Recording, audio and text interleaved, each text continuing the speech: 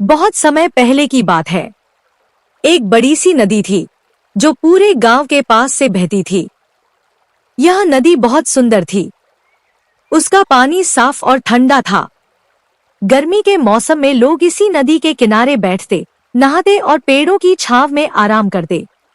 नदी के दोनों किनारों पर बहुत सारे पेड़ खड़े थे। कुछ पेड़ बहुत पुराने और बड़े थे।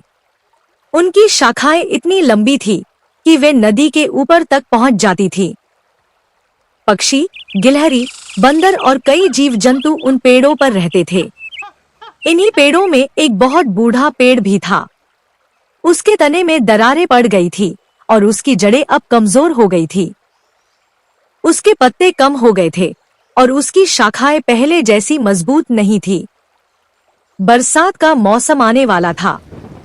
सभी पक्षी और जानवर अपने लिए रहने की जगह ढूंढ रहे थे जहां वे बारिश से बच सकें। उसी समय एक चिड़ियों का परिवार, एक चिड़ा, एक चिड़ी और उनके बच्चे अपने लिए नया घोंसला बनाने की जगह ढूंढते हुए नदी के किनारे पहुंच गया। वे बहुत थके हुए थे। उड़ते उड़ते उनके पंख भारी हो गए थे और बच्चों को भूख भी लगी थी। वे इधर उधर देख रहे थे कि तभी उनकी नजर उस पुराने पेड़ पर पड़ी। चिड़ियों ने देखा कि यह पेड़ बहुत बड़ा है और उसकी शाखाएं लंबी हैं। उन्हें लगा कि यह पेड़ घोंसला बनाने के लिए ठीक रहेगा। वे सभी पेड़ की एक मोटी शाखा पर बैठ गए और चिड़ी ने बहुत विनम्रता से कहा, हे बड़े पेड़, हम बहुत दिनों से अपने लिए घर ढूंढ रहे हैं। बरसात आने वाली है। हम चाहते हैं कि आपके पेड़ पर एक छोटा सा घोंसला बना लें ताकि हमारे बच्चों को बारिश से बचाया जा सके। क्या आप हमें इसकी अनुमति देंगे? पेड़ थोड़ी देर चुप रहा। वह सोच में पड़ गया। फिर धीरे से बोला, प्यारी चिड़ियों, मैं जानता हूं तुम परेशान हो, लेकिन मैं तुमको घोंसला बनाने की इजाजत नहीं दे सकता। मेरी जड़ें अब कमजोर हो गई हैं। मैं बहुत बूढ़ा हो गया हूं। मुझे डर है कि जब तेज बारिश आएगी तो मैं गिर सकता हूं। अगर तुम मुझ पर घोंसला बनाओगी तो तुम सबको भी नुकसान हो सकता है। इसलिए मुझ पर घोंसला मत बनाओ। कहीं और जाओ और अपने लिए सुरक्षित जगह ढूंढो। पेड़ की बात सुनकर चिड़ियों को बहुत बुरा लगा। वे सोचने लगी कि यह पेड़ कितना कठोर है। हमने तो इतनी नम्रता से बात की, फिर भी इसने हमें मना कर दिया। सबसे छोटी चिड़िया बोली, इस पेड़ का दिल ही पत्थर का है। इतना बड़ा होकर भी किसी की मदद नहीं करता। फिर वे सब वहां से उड़कर थोड़ी दूर पर एक और पेड़ के पास पहुंची।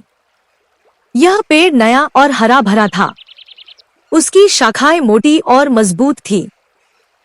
चिड़ियों ने फिर उसी तरह से उस पेड़ से भी पूछा, हे हरे पेड़, हम आपसे विनती करते हैं कि हमें अपनी शाखाओं पर एक घोंसला बनाने दें।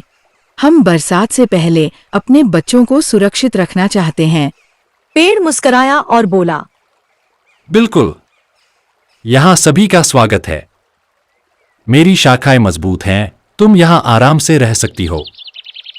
चिड़ियों का परिवार बहुत खुश हो गया।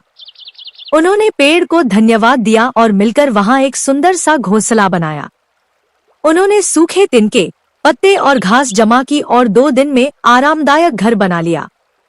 घोंसला बनने के बाद चिड़िया बहुत आराम से रहने लगी। बच्चों के लिए खाना लाती, उन्हें प्यार करती और बारिश के लिए तैयार हो रही थी। कुछ ही दिनों में तेज बारिश शुरू हो गई। पहले पहल बूंदें हल्की थी, लेकिन फिर आसमान में काले बादल छा गए और बिजली चमकने लगी। तेज हवाएं चलने लगी और मूसलाधार बारिश शुरू हो गई। नदी का पानी धीरे धीरे बढ़ने लगा। कई जगहों पर बाढ़ जैसे हालात बन गए। नदी का बहाव इतना तेज हो गया कि उसके किनारे की मिट्टी कटने लगी और छोटे छोटे पेड़ बहने लगे। एक रात बहुत जोर की बारिश हुई। सब सो नहीं पाए।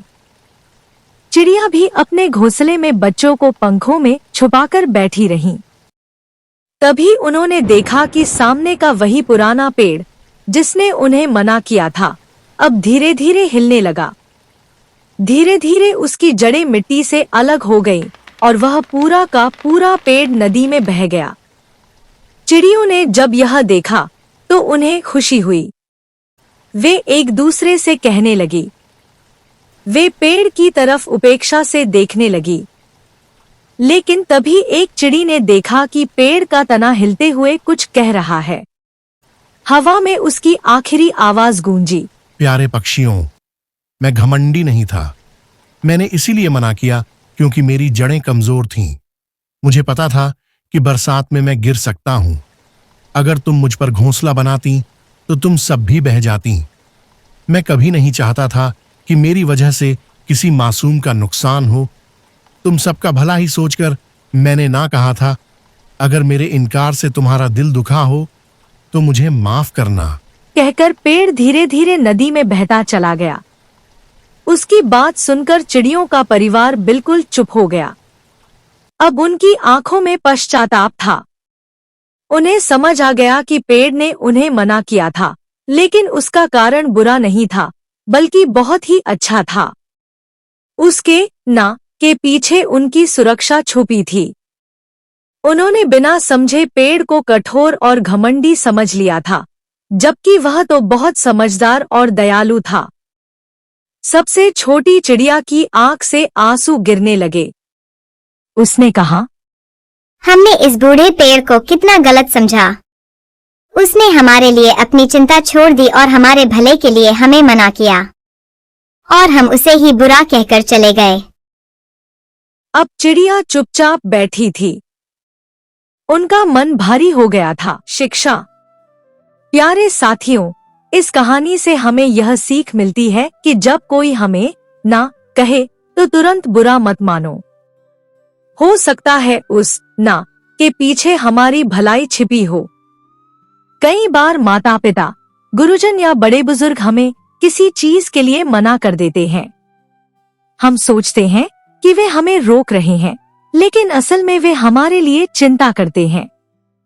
हम जो देख नहीं पाते वे पहले से जान जाते हैं। ठीक उसी तरह जैसे वह बूढ़ा पेड़ जानता था कि वह बरसात में गिर जाएगा और इसलिए उसने चिड़ियों को मना किया। इसलिए जब कभी कोई हमें रोकता है, डांटता है या मना करता है तो उस पर गुस्सा मत करो।